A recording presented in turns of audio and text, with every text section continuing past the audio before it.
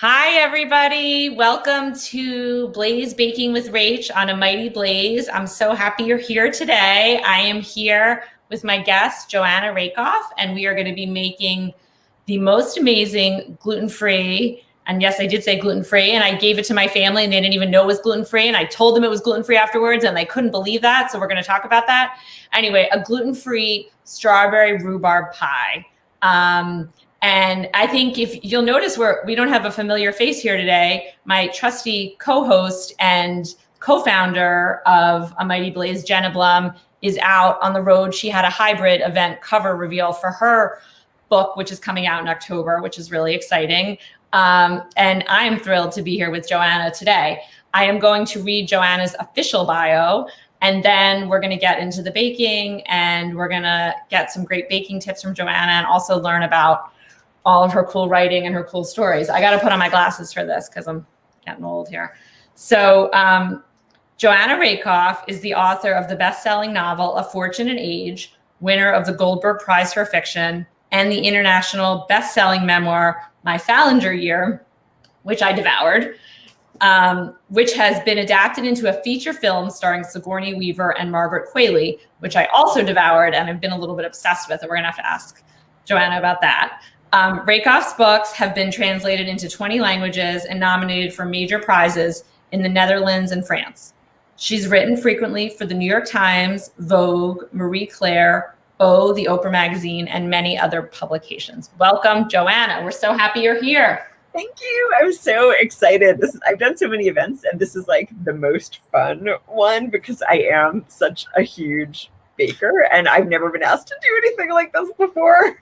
Well, I have to give credit to Joanna because she knows I love to bake. And she just kept saying, even before the show, you have to meet my friend Joanna. Jenna kept saying, you have to meet her because she loves to bake.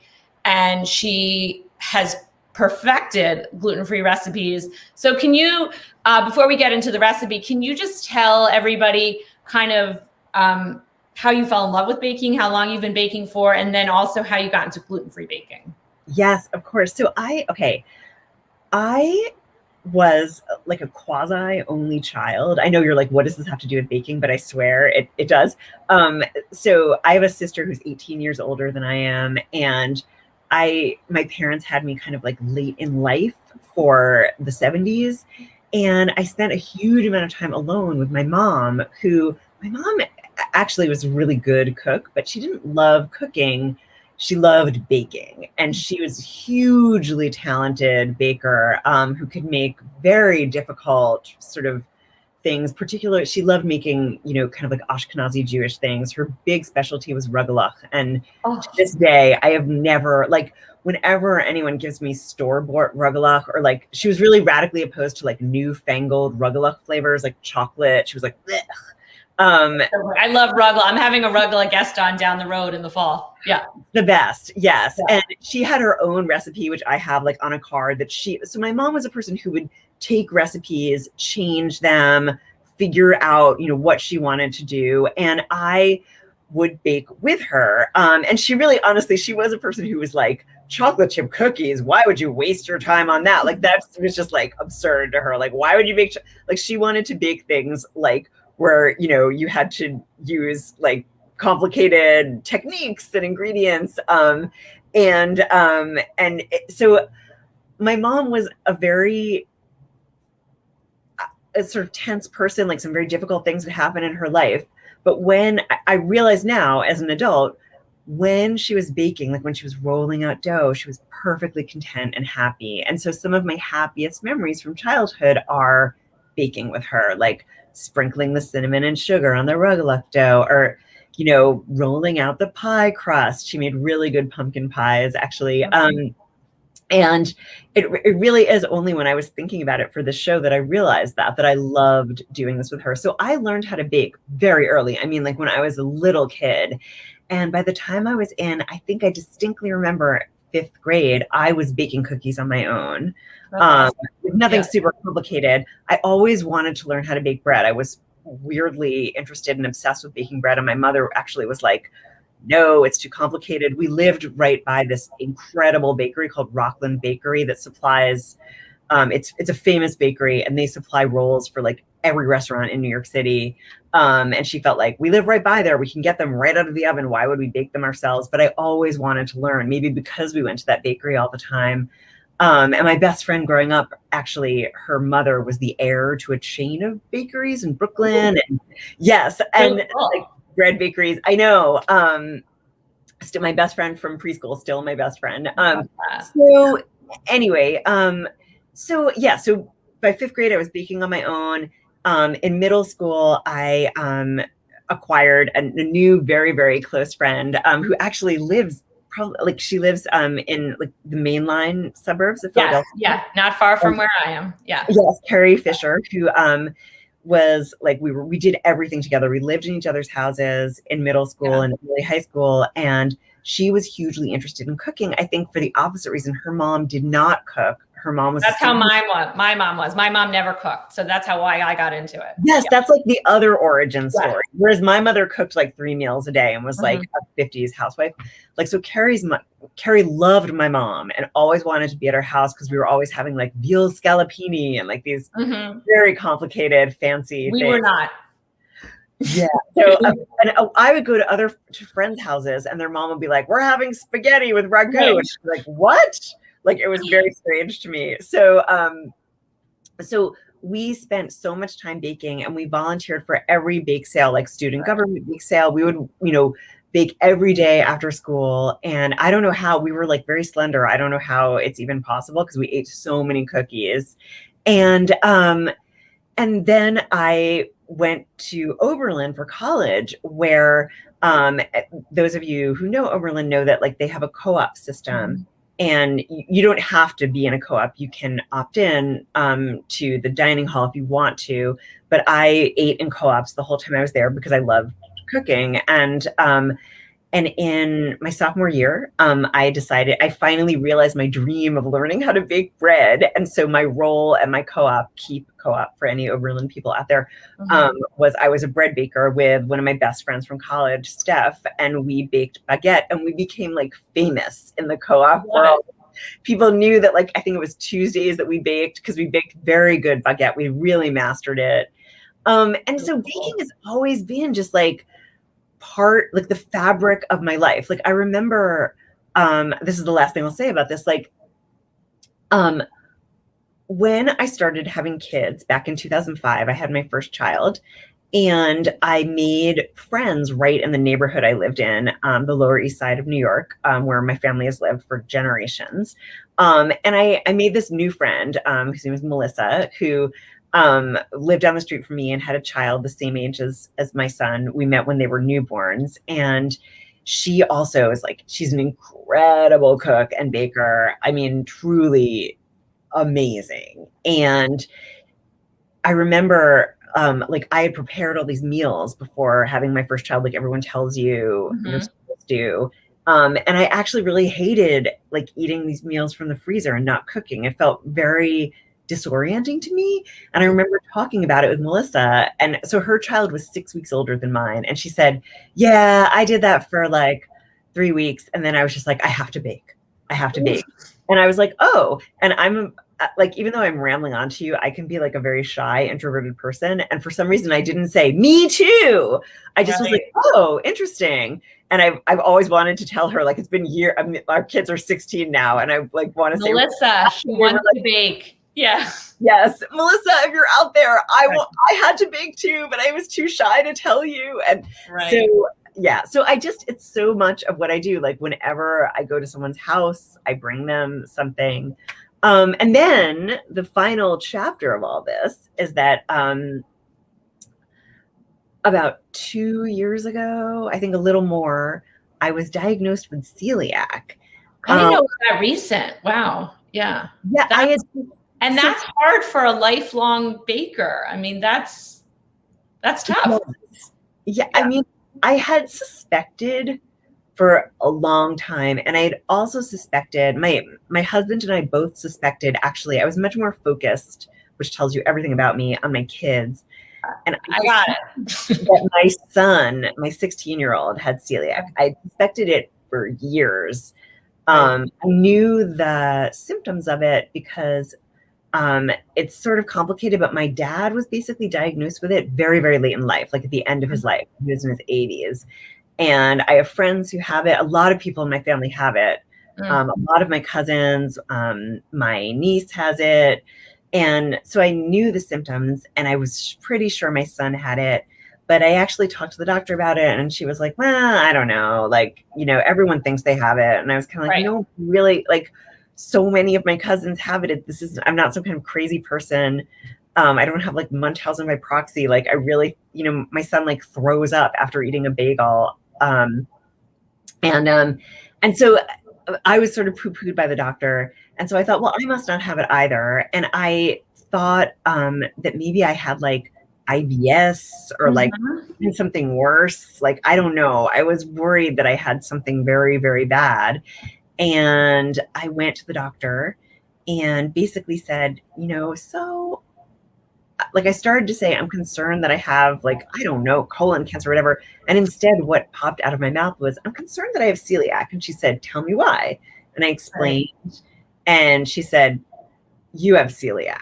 And I was like, wait, don't you need to test me? And she was like, yeah, I'm going to test you. But like, blood test, yeah. Yeah, she was like, it's completely obvious. Like, just let all these worries go. Like, you don't have colon cancer. You don't have IBS. Like, everything. Like, she was like, this is classic. Right. So it was not, so, you had to switch your baking around, but yet it wasn't the bad news that you were sort of dreading, perhaps. Exactly. So it was kind of good news, because I was like, okay, wait, I can just make this one change and like everything will feel great and have your son feel great. Yeah. Yeah. And she said, I'm sure your son has it. Like, she was like, just eliminate gluten from his diet and see what happens. And we did. And like his life changed. And the truth is that the minute I came home, I mean, I had the test done, and like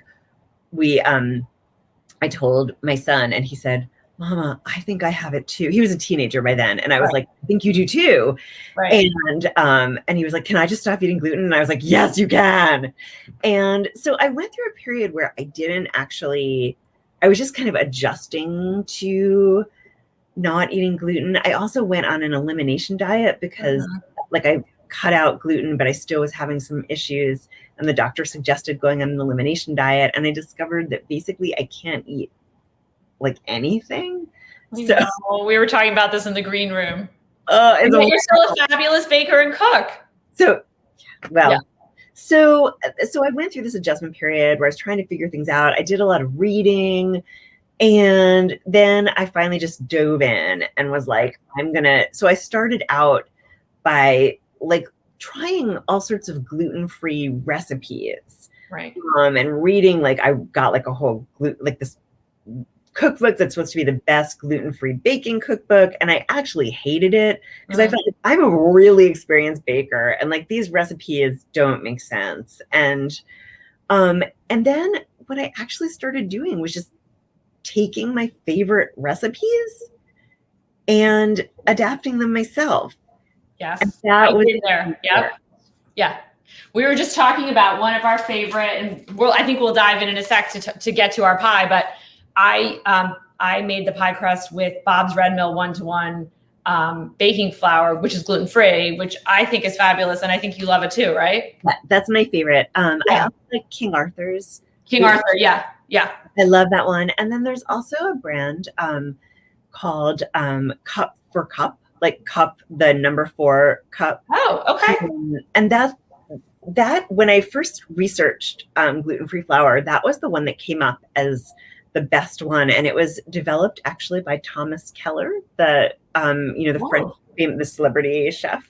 Yes. And it is really good. Like it really works. But the problem with it is that, and I feel kind of dorky saying this, but you do have to think about it, like nutritionally, it's not as good for you. Like it's like a lot of cornstarch. No, you do have to think about that. I know. I mean, I have friends who are celiac, and for a number of years, I actually did gluten-free for stomach stuff. My daughter did too. So we do a lot of gluten-free baking in our house.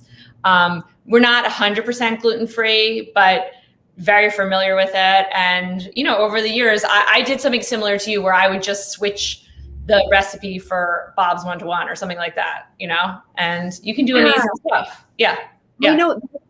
And I know I don't eat dairy. And then anymore after this elimination diet. And that was actually like harder for me than giving up gluten. Like, Yeah. I just sometimes miss cheese. Like, I don't miss milk or anything. Sometimes I just miss cheese and butter. But then I started adapting things to have them be dairy free, and found that it was also really easy. So my favorite muffin recipe, which is actually Julia Tertian's muffin recipe, I'm gonna have to look that up. Oh my God, it's so good. She's such a wonderful recipe developer and just a wonderful human being. Right. I feel like that's why her recipes are so good, because she just is very commonsensical and warm, and her recipes are like that. Like, they just make sense and they all work. And so her muffin recipe is truly the best. Like, I am a person, it is so rare for me to not tinker with a recipe, especially with baking. Right. And like with cooking, I rarely even follow recipes at this point, but with baking we do. And I'll more of like a science. Yeah. Okay. Yeah. Well, speaking of diving in, I feel like I could talk to you this forever. We haven't even gotten to your book stuff. We're going to get through the baking process now with what we're going to do. Excited. And so I've already cheated a little bit and done some of the steps ahead of time, just in the sake of the magic of the show and broadcasting and things like that. But a lot of you baking with us at home, I think should have the recipe, and don't worry about it if you don't, because we're going to post it and we'll email it out to you guys. But I'd already made the dough. So the dough is here, and the dough consists of 1.5 cups of gluten-free flour. I used the Bob's Red Mill, which already has, and I'm going to butcher how you say the gum, the xanthan gum. Is that, am I saying? Xanthan gum. Xanthan gum. If the flour has it in it, obviously you don't need to add it. But if it doesn't, you should be adding, I think it was 1/4 teaspoon of it. 3/4 teaspoon. Then also I added 1/4 teaspoon of baking powder, 1/2 teaspoon of salt in a bowl. This was already done before. And then Joanna beautifully described it. You take 6 tablespoons of butter in chunks, and to knead them through with your fingers and sort of, what'd you say? Sort of like smush them with your finger and your forefinger and your thumb to get to that. You want the warmth of your fingers to warm up the butter. The cold butter. Yeah. Yeah. And when I make this crust, I use, usually I use spectrum shortening. Oh, okay. Yeah. Because I will say that I sometimes will make it with like a cultured butter, which I can sort of digest, kind of, and it obviously is better with butter. But if anyone out there is vegan, but this is not vegan. This is just the gluten-free version. I use the butter. Yeah. Yeah. So if anyone out there has a desire to make it dairy-free, spectrum shortening, which you can buy at Whole Foods, is a really good substitute for butter, and it doesn't have hydrogenated oils in it. There's a lot of vegan butter out there that's really good. Like Melt is wonderful, but they don't always work that well for pie crust. Pie crust is. I've used shortening before in pie crust. The other thing that you add, the last thing that you add after you work through with your fingers, is you add a 1/2 cup of full fat sour cream, which I think you could taste it in the crust. It's really good. And that's the key to this. That's the key, the sour cream. And I use full fat because I was told to use full fat. So you have to use full fat because it's too watery if you use like non-fat, and the crust just falls apart and it's like actually disgusting. If you tell me to use full fat, any excuse I have, I'll do it. You just have to. And I think that the fact that it sort of, has like this kind of good bacteria in it helps the crust become flaky and kind of also hold together in a way that it might not if you didn't have it in there because of it being gluten-free. Yeah. And I will say, anyone out there who wants to sort of do it vegan, I use Kite Hill vegan sour cream, which is delicious. Kite Hill is a great vegan yogurt, sour cream, everything provider. Got it. Okay. Almond milk. So I kneaded that together. I put it in a disc in saran wrap, and then you chill it for at least a half hour, which I did this morning. So like magic, this is coming out, and we're going to do the fun part together, which is we're going to roll out the dough. Now, I don't know if Joanna knows this, but we did a previous show with pie crust. Our producer Trish is probably laughing, where I got in a little bit of trouble for manhandling the dough too much. I made it too warm, so I'm not going to touch it as much, but I've already pre-done part of this and it turned out okay. So I think I'm good. So I'm gonna, I should put this back in the plastic because I'll move the camera a little bit, but I'm gonna first put it on a sheet with parchment paper and I'm gonna put a little flour on the parchment paper, correct? Yes, you can. So, I mean, I go back and forth about this. I do actually sometimes roll it out in between two pieces of saran wrap. Either one is good. Okay. I think I'm going to do it on the parchment just because that's how I practiced it. And yeah, do it. Yeah. Do it. So and I'm putting it on here. I think sometimes, so I live in like an ancient house that doesn't have air conditioning, and it sometimes gets very hot in there. And when it's hot, it sometimes can be good to roll things out between saran wrap somehow. Yeah. So I have my trusty roller. So we're going to do this. I loved how you described it in your recipe. I love sort of the visual concept. You said you roll it out into a rectangular and then fold it over, I believe, 2 times as if it was a business letter and then roll it out again. Yeah. Yep. And the reason for doing that, people out there, is those of you who are like avid bakers or experienced bakers probably recognize this technique from making a puff pastry. Or a Danish pastry, where you want layers, and making the crust for Danish used to be one of my favorite things to do when I just baked normally and with like non-gluten-free baking. But the reason that you do it for this crust is because there's no gluten in the crust. It's not going to have the same like flaky, deliciousy texture and feel that normal crust will. So folding it over and sort of creating layers artificially gives you that flakiness. Interesting. Well, it was very cool to do. I'm going to do it right now. I like to follow directions. So I'm folding it like my business letter. You guys can see it. Wait, when you roll it out, I know you said you could roll it out with the plastic wrap around it. Do you roll it out with the parchment paper on top or no? No. Okay. But I think that would be okay to do. I think somehow you just can't see what you're doing. And I'm always afraid of over rolling. Right. I agree. And I'm a little generous with the flour just because I don't want it to stick. Yes. So with gluten-free baking, this is a huge danger. And I would say everyone should be ultra generous with the flour. It does stick. It was so sticky in my hands when I was kneading it. And I figured that was because it was gluten-free. It is. It really is. It just like doesn't hold together as well as a normal, because there's no gluten. So like those bonds that hold everything together aren't there. So yeah, you have to use a lot of flour. And if any of you out there have tried to make a gluten-free pizza crust, which is like even more difficult than making a gluten-free pie crust, you have the same thing. Like you have to use so much flour, and it's so difficult to kind of get it to be the thinness that you want it to be. Yeah.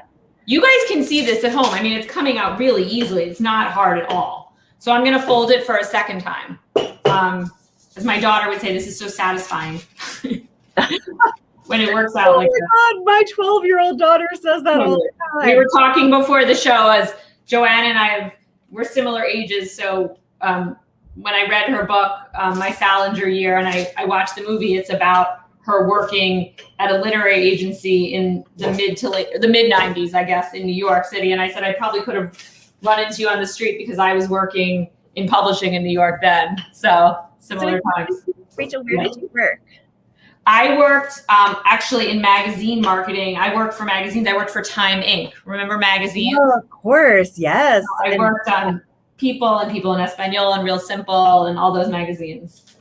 Yeah, I used to go to the Time Inc. building. Yes, I loved working afterwards. Like because I was a magazine writer after. That was what I did after I left. Very, very cool. I feel like we're in a key part, and then I want to ask you about my Salinger Year. I feel like I'm ready to go to actually put it. I'm rolling it out now, so it's more of a round shape, so that I can put it in the pie dish. Yeah. Okay. And I have already pre-greased my dish. So I'm ready to go. Now, in your instructions, you said something interesting about how in order to transfer it, try rolling the crust on the rolling pin. Yes. So that is like a very advanced technique. I was having a little trouble with that, I have to say. Yeah. I mean, I feel like, so here again, this is also weather related. So when it's cold, I feel like that's a much easier thing to do. I got a little trouble with it. Yeah. And when it's warm, it's much easier to just pick up the parchment and plop it. That's what I did. Is that okay? Yes. Okay, good. I host a baking show and I could not do this, right?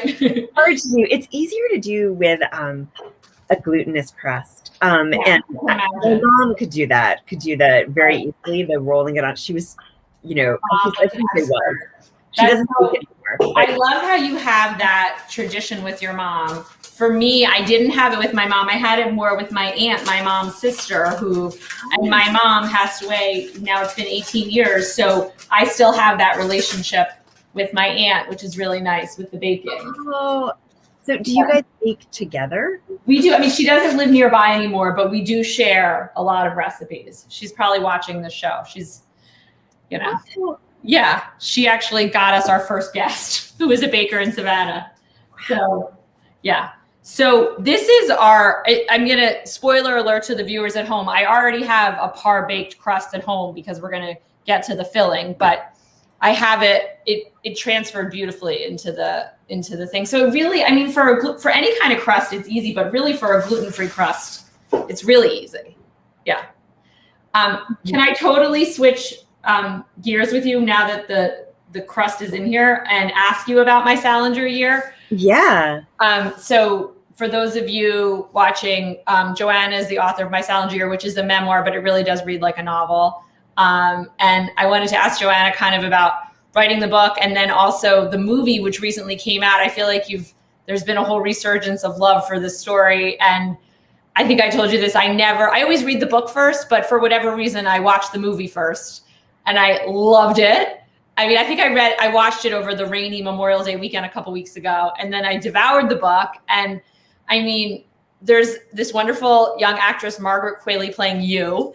And then Sigourney Weaver playing your boss. I mean, how amazing is that? Can you tell us briefly, I know it's hard to say, but about sort of the writing of the memoir and then the turning it into film and what that was like? Yeah. I mean, I kind of wrote this memoir by accident. I really think of myself as a novelist and a journalist. And I had not written a lot about myself. I basically, during my time as a journalist, I'd occasionally write a personal essay, you know, like something would come up at an editorial meeting and I would, you know, say, what about this thing about my sister or what have you. And I basically wrote like one of the, I think 3 personal essays that I'd ever written was about answering Salinger's fan mail. And this was back in, I think. Oh, yeah, just about answering Salinger's fan mail. You know that guy, J.D. Salinger, as they called him, Jerry, right? Jerry, that was what we called him. Yes.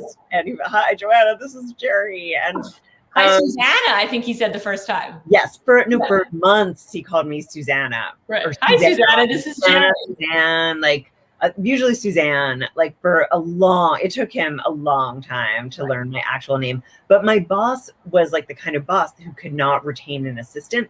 Like when I started working for her, she hadn't had an assistant for 3 months because she couldn't find anyone that she would hire. And, you know, no one stayed with her for more than a year. So it was kind of understandable that he couldn't learn my name. But yes, I'd written this essay and the essay came out and it got a lot of attention. It was very naive of me to, I don't know, I think I just thought, oh, I'm writing this. And then all these editors and agents started calling me. I was interviewed for the LA Times and then Post and all these places. I was on the radio.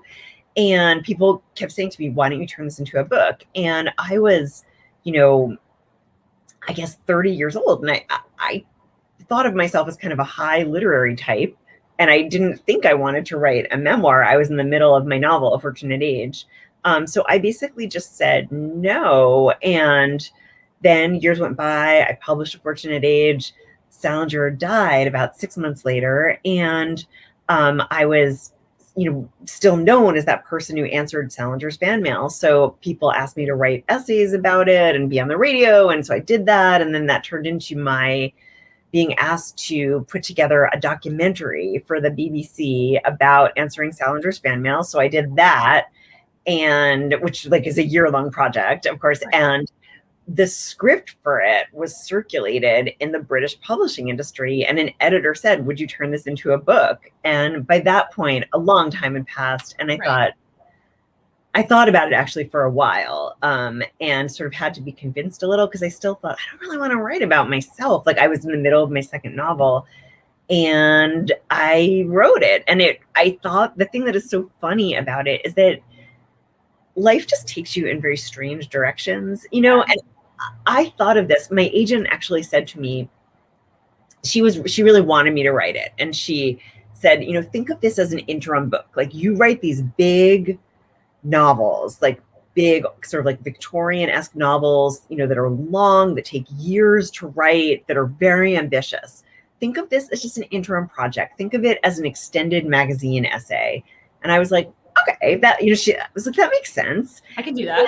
Right. Yeah, like that. Okay. It was totally nothing like writing a magazine essay. She was totally wrong. She completely conned me like this. And I realize it now that she was just trying to get you to do it. Yeah. And because she knew that it was a good idea. Right. And I really thought, like, no one is going to read this book. No one is going to read this book. Like, this is, and my publisher at various points was like, this is a kind of rarefied book. Like, the only people that are going to read this book are people in New York who've worked in publishing. This is a book for, the literary world. This is like inside baseball. And the thing that is weird is that I was like, okay, like, I thought, that's fine. Like, this is just a little throwaway book for me. I'm a novelist. I never wanted to write a memoir. And then that was not what happened. And it's funny when you describe it that way, because I could see how you would think that, but it's so not. It's so relatable, I think, to so many people. There's your story. It's sort of like the coming of age, growing up, the first job, and then there's this mythological figure of J.D. Salinger, who was this voice on the phone, and the boss, who I think was, had a lot of quirks, to say the least. And so I think we can all relate to that boss, that first job. But then you had this whole literary world, which was it was just so cool to get, for just a viewer and a reader, to get a slice of that. I thought that it was so beautifully done, the way you wrote it, the way they told the story in the film. I loved it. Oh God, thank you. Yeah. The film, I feel so lucky. I mean, lucky, but that I also, of course, made a conscious choice, which is to say, I feel like I'm explaining all of this completely wrong. I'm getting ahead of myself. Like, the film, there were a bunch of people interested in developing the film, and I went with the person who said to me, don't sell me the rights unless you want to work with me on this. Like, if you want to just sell the rights and go away and write your next book, sell it to someone else. But I need you as my collaborator. So they wanted your input, and you had a hand in it, right? Yeah. And part of the reason I settled on him, on this director, whose name is Philippe Falardeau, was because of that. Because, if it were a novel, I don't know if I would have felt this strongly, but it was my life. And I didn't. Your story. Turned into something that felt like a betrayal of me, and also of the less of me and more the people in it, the other people who I wrote about. I really didn't want my boss to sort of be turned into a caricature. Right. No, while she had her quirk, she was a real person, and the film is so beautiful. It's like it's a piece of art. I mean, yes. And that was the other reason that I wanted to go with Philippe. So he is a French-Canadian director who this would have been his second English language film. His first was actually a big Reese Witherspoon vehicle called The Good Lie. And that's great, actually, if you haven't seen it. And he's made a ton of films in French, one of which was nominated for an Oscar. And his films are so visually stunning. And they all have this, there's almost like, I was thinking of it as almost like kind of hyper realist sort of tones to them. There was a slight Wes Anderson quality to it. And it's funny because it was your story that you lived that I could sort of relate to, of living and working as a young woman in New York City publishing, or for you, a literary agency, but yet there was this artistic Wes Anderson value to it, where you were sort of peering in on this piece of art. Yeah, and a lot of that, I just feel like I can say this because I feel like it's so important. So Philippe specifically wanted to write, or not write, he wanted to develop a book that was a woman's story. He had never directed a film that was fully about women. Even this Reese Witherspoon vehicle, like, she is not the central character. It's very unusual for Reese Witherspoon. And this was really like a story about mentorship between two women. It's almost like kind of a romance, like a kind of like platonic romance between two women, a mentor right. It's not about the J.D. Salinger character in that way. I mean, he's an essential part of the story, but yet it is about your relationship. Yeah, he's almost like a catalyst. And so he, as the film was, being developed, as like we worked on the script together, we collaborated on the script for years, and like there were some comments on film message boards, like even just on IMDb. I think that he wasn't fully aware of the fan base worldwide for the book.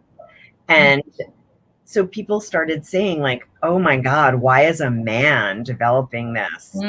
Interesting. And in all languages. So especially in this era that we're living in now. Yes. Yeah. And he optioned the rights in 2015, right after the book came out, basically. And it was a very different climate. Definitely. And that was right pre Me Too. If you want to, yeah. And an interesting thing that I think about so much is like my film agent said to me, like, who would your dream director or collaborator be? Because I made it clear that I wanted to work on the script in some capacity. And I said Lena Dunham, I think, would be perfect to adapt. That's pretty cool. And yes, and then and she was like, okay, like I don't know if she will. She really only does her own stuff. Who else? I said Nicole Holofcener, and I just basically. And at a certain point, I realized that the only directors and screenwriters I was naming were women. Right. And my agent basically, like, I don't want to say she shot them down, but she was essentially like, I don't know, like, about all of them. Like, she wasn't negative. She wasn't like, they're bad. She just was like, these aren't the people. Like, they're not going to go for this like, she had reasons and why. And then ultimately, my choices were all men. All men. Like, there were no women in the mix at all. All the producers and directors were men. And so I feel like if this were happening right now, I know that I could say to my film agent, this is a woman's story, and I want a female director, and I want to write the screenplay. And I know that they would listen to me and that they would do that. Like, I have a friend, to go off on a tiny, tiny, brief tangent. I'm loving it. And the amazing, amazing writer, Adiba Nelson, who everyone should read. She's incredible. Like, just Google her and look at her essays. She has a memoir coming out in about 6 months that's about being a single mother, raising a daughter with cerebral palsy. And she said to her agent, like, it was her agent was selling the TV rights and the book proposal at the same time. And she said to her, it is important to me that whoever is developing this is a person of color. And I want to work with an editor who's a person of color. And her agent was like, okay. And that's what she did. And that in 2015, no way, there is no way that would not happen. It's interesting you say the twist and, that life takes you, because a man did do it, and look how beautiful, it turned out for you. Right. So, and I sort of buried the lead here. So, Philippe was aware, like, as we went through. Not to be anti-man here. That's not what we're doing. No. So Philippe is an incredible director, and he got these incredible performances out of people, and he has a really specific visual sense. And so as we were developing the film, the world was changing. And he was working really closely with me. So what would happen is he would write a draft of the script. He would send it to me and I would send him like 20 pages of notes. And then we would talk about it for like 6 hours. And a lot of what was happening was like, for instance, like here's a real story. Like in the book, there's like a scene where I am talking to my best friend who I called Jenny in the book, my best friend from high school.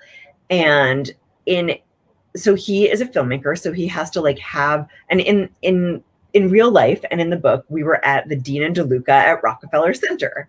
Where I have been many times for lunch, on a lunch break from work.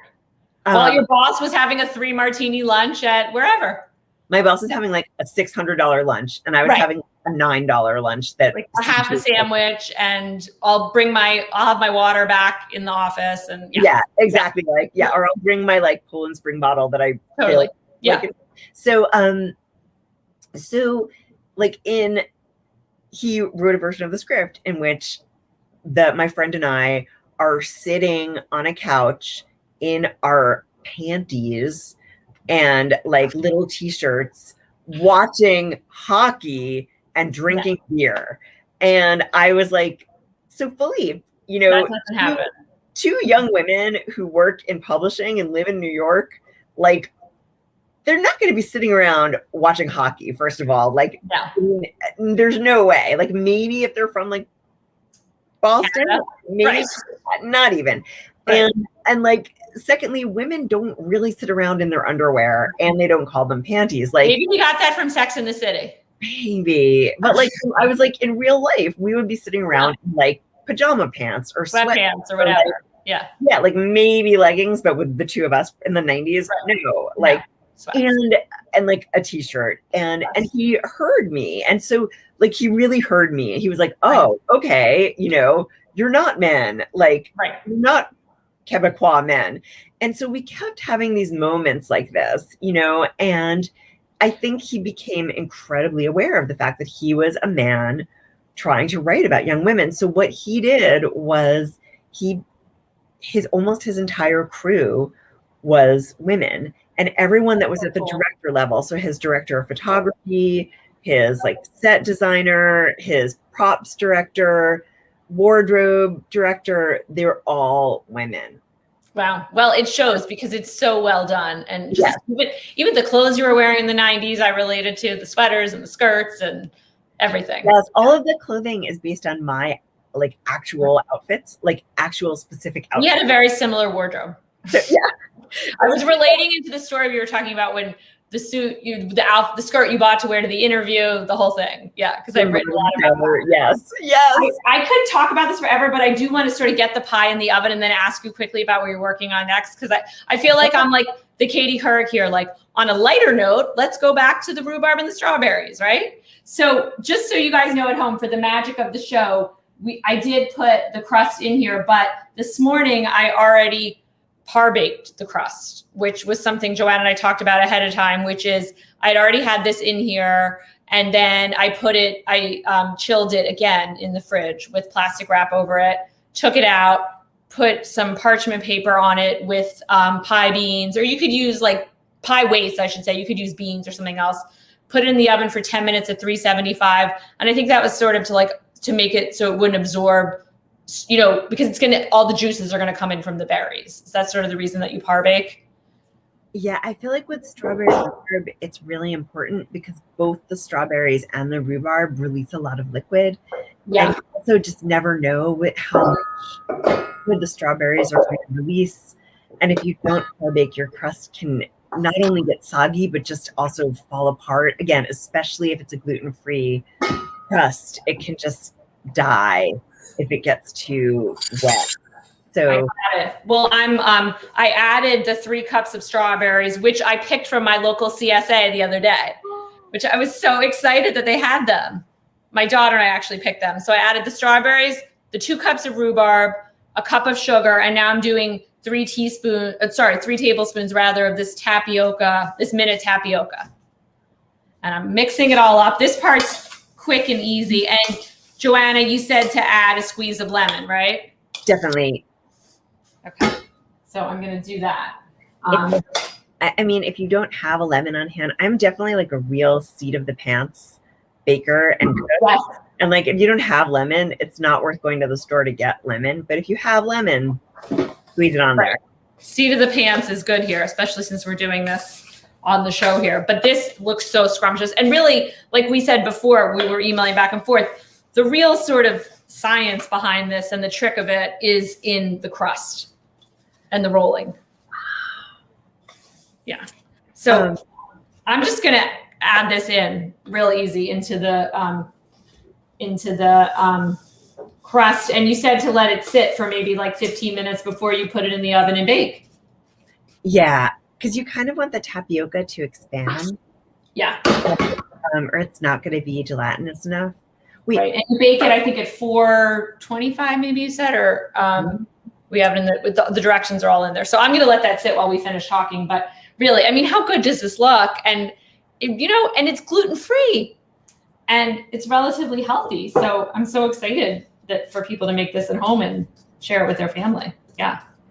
Did I answer the question that is coming up? How do you guys do it on the show?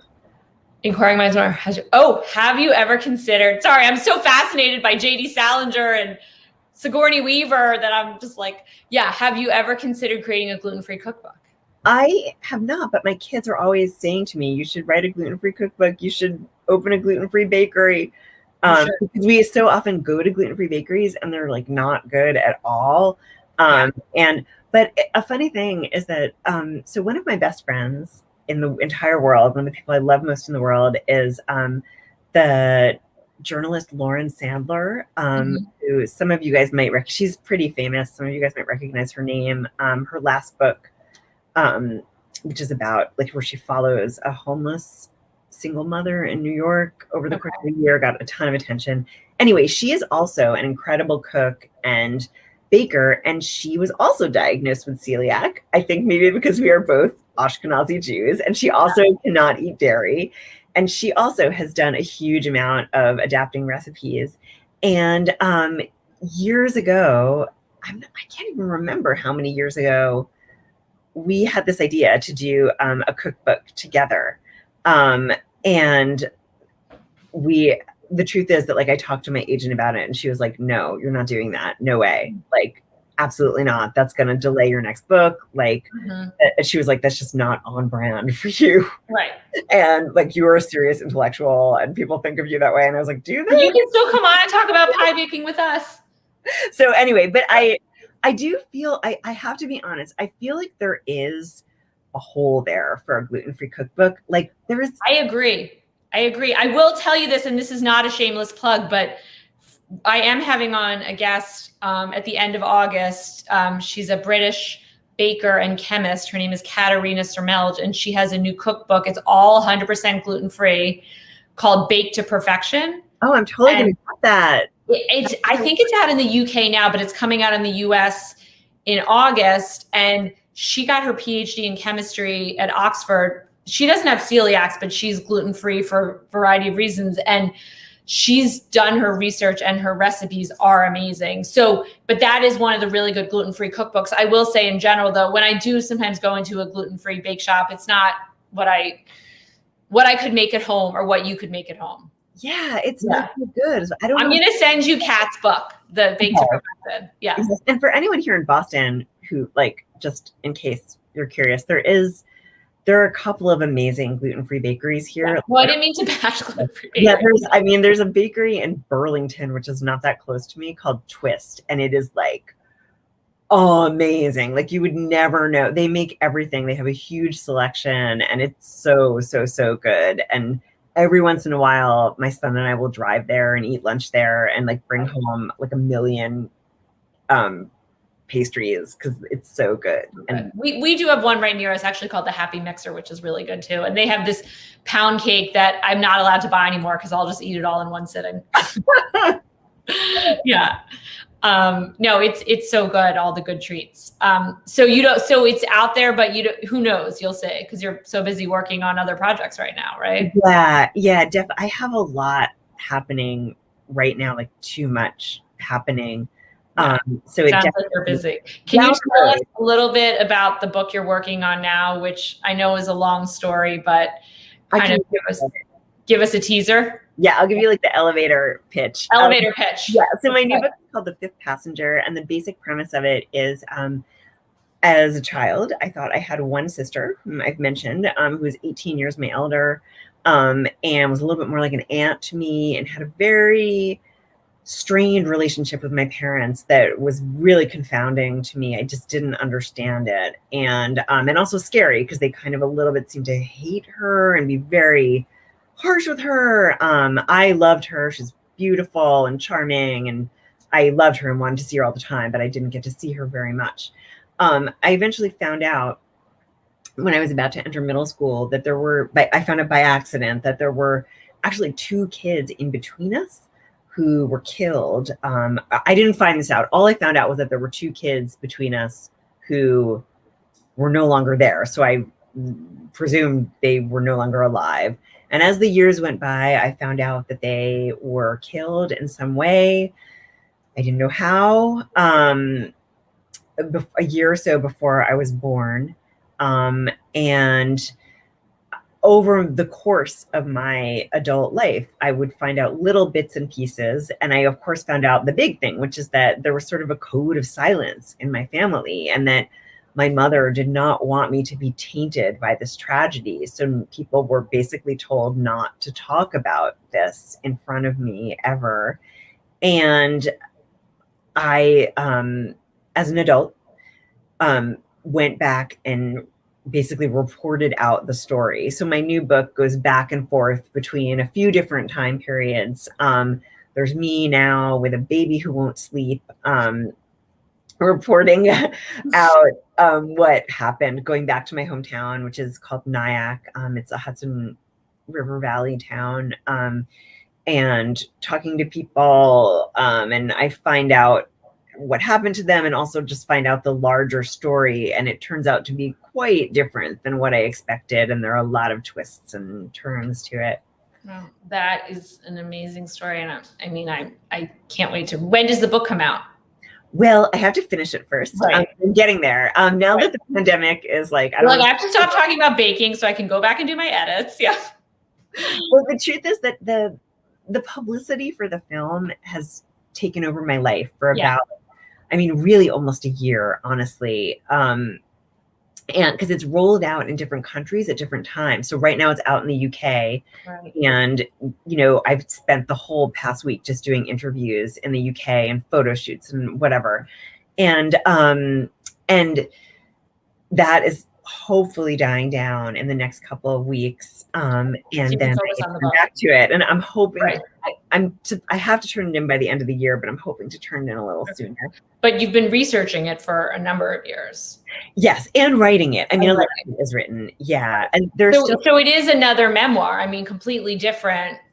So you said you're not a memoirist, and now it's your second memoir, right? Yes, it's true. And though I have a new novel that is, I will give you my 1 second explanation of it, that is actually set a little bit in the future, in the period, like once the pandemic is really over, and has to do with the economic fallout of it. And it's basically a contemporary retelling of the Age of Innocence. Wow. And they're like, the main character is a little. That sounds amazing. Did this idea come to you during the pandemic, or? So that's a good question. This idea actually came to me in 2010, after, like, when we were dealing with the fallout from the global economic collapse. And so I started writing it then, and wrote, a good chunk of it.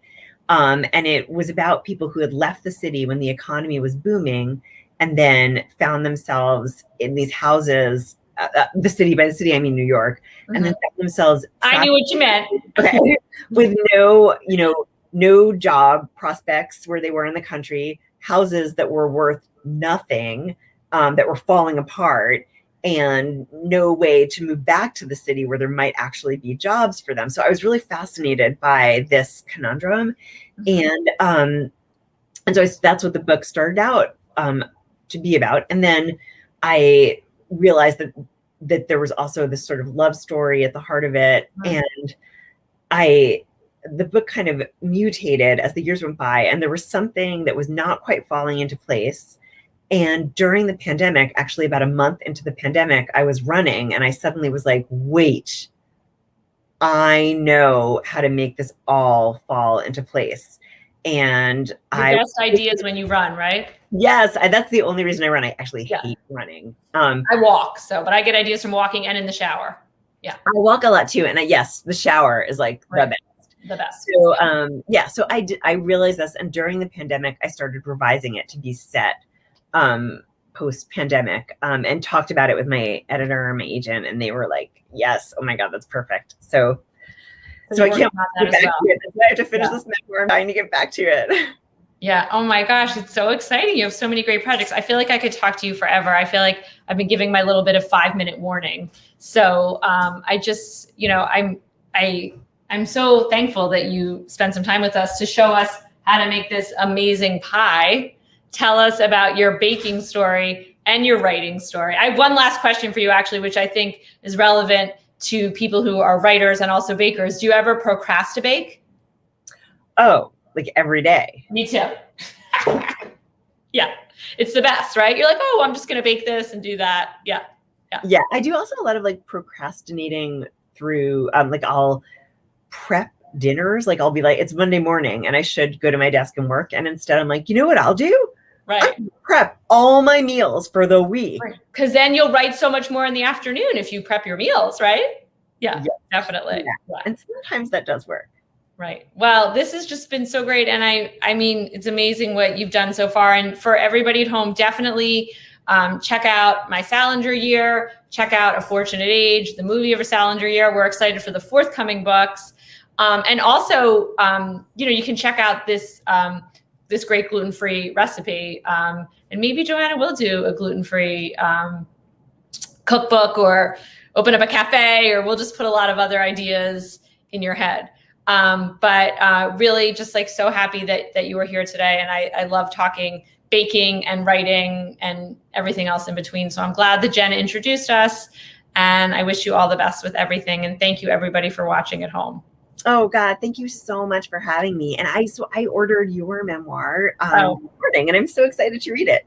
Well, it's funny when we the one thing from your book that was the whole buying the skirt for the interview, because that was what my memoir sort of life growing up told through fashion and accessories. So I love that idea. I'm a huge fashion person. I write. Thank you. And lastly, I will say that I'm wearing a dress today, because if you follow Joanna on Instagram, you'll see that for the month of May, I think it was, you wore a dress every single day. Yep. And I extended it due to popular demand. I extended it through June. Well, I found it very inspiring because I wore leggings for 16 months, like the rest of us. Yeah. There's nothing I've done on Instagram that has received like more of a response. Like so many people have bought the dresses that I posted. You're becoming an influencer in the fashion world. Oh God. Yeah. If only. Yeah. So the dresses are great. And when you feel, I put on a dress today to be on the show, but I am trying to do a little bit more of that. The world is opening up. We are doing more things. So it definitely feels good. So thank you for inspiring us on Instagram. Follow Joanna on Instagram, on Facebook. Check out her website, the movie, all good things. Thanks, Joanna. Thank you so much. Take care, everybody. We'll see you next time.